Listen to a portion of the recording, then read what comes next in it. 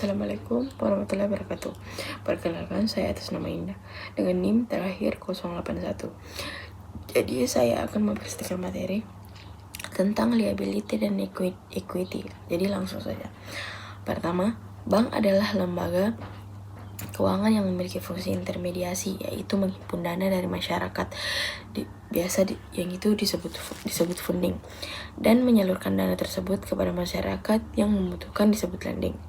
Dalam menjalankan aktivitas ini, bank dituntut untuk amanah dan dapat dipercaya karena mengelola dana masyarakat. Oleh karena itu, aktivitas penghimpunan dana oleh bank harus dilakukan dengan strategi yang terencana agar dapat disalurkan secara optimal ke pembiayaan. Contoh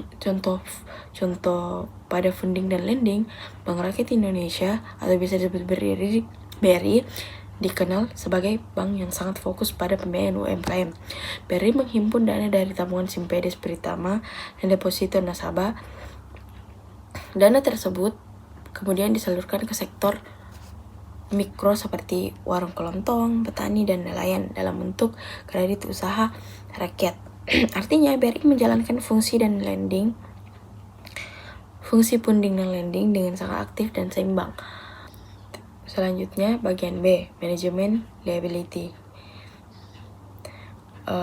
Manajemen liabilitas adalah proses pengelolaan sumber dana non-tradisional seperti pinjaman pasar uang atau penerbitan uang untuk mendukung kebutuhan kredit bank.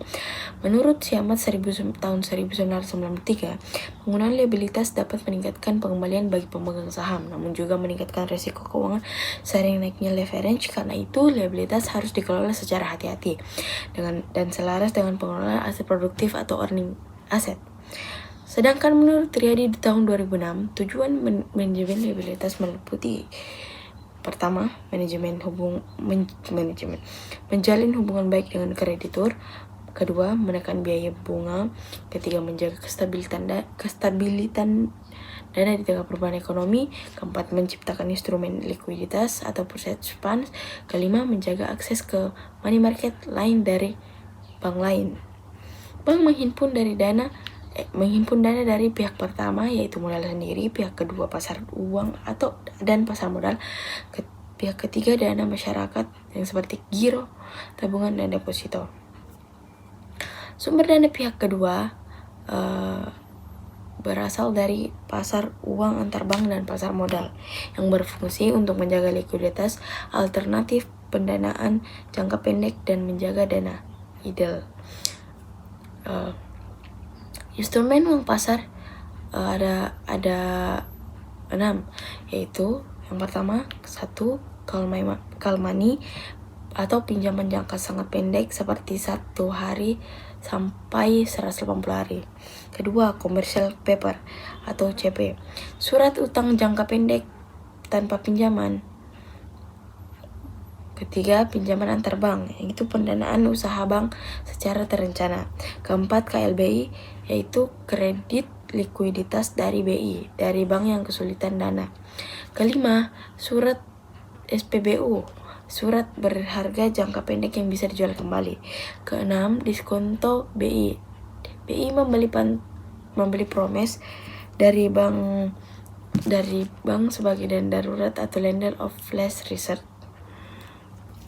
Terus, sumber dana pihak ketiga atau DPK ada beberapa yang seperti saya sebutkan. Giro. Pertama, giro itu merupakan simpanan yang bisa ditarik kapan saja lewat cek atau ATM. Murah tapi fluktuatif, sering untuk operasional bisnis. Kedua, deposito. Deposito itu merupakan simpanan yang berjangka tetap seperti 1 atau sampai 12 bulan. Terus bunganya lebih tinggi, hanya bisa ditarik saat jatuh tempo, termasuk deposito berjangka, sertifikat deposito, dan on call. Ketiga, tabungan. Simpanan fleksibel dengan ATM atau buku tabungan stabil ditujukan untuk individu, bunga lebih tinggi dari giro. Selanjutnya, equity management. Ekuitas adalah modal milik pemilik bank yang digunakan untuk membiayai kegiatan usaha. Komponen ini termasuk yaitu modal awal saat pendirian, laba dari usaha tambahan modal seperti agio dan saham sumbangan, Terus menurut VSB SFAC nomor 6, ekuitas adalah sisa hak atau aset setelah dikurangi semua kewajiban atau utang. Tujuan dan pentingnya ekuitas: pemegang saham cenderung ingin modal kecil agar bisa mendapatkan imbal hasil tinggi. Kedua, regulator seperti OJK dan BI mengharuskan modal besar, bank mampu menanggung kerugian dan tetap sehat secara finansial. Ketiga, standar pemodalan mengikuti ketentuan internasional dari Bank for International Settlement atau BIS. Dari komponen ekuitas itu yaitu PSK. Yang pertama itu modal disetor uang yang benar-benar dibayarkan pemilik bank. Kedua, tambahan modal disetor termasuk agio saham, selisih harga jual dan nominal, sumbangan selisih kurs. Ketiga, selisih penilaian aktiva tetap, penyesuaian nilai aset tetap sesuai nilai pasar. Keempat, laba atau rugi belum direalisasi, misalnya dari perubahan nilai investasi yang belum dijual. Kelima, pendapatan komprehensif lain seperti pos lain yang berdampak pada ekuitas tapi tidak berasal dari laba rugi biasa. 6. Saldo laba tahun lalu dan laba berjalan serta cadangan atau umum atau tujuan tertentu.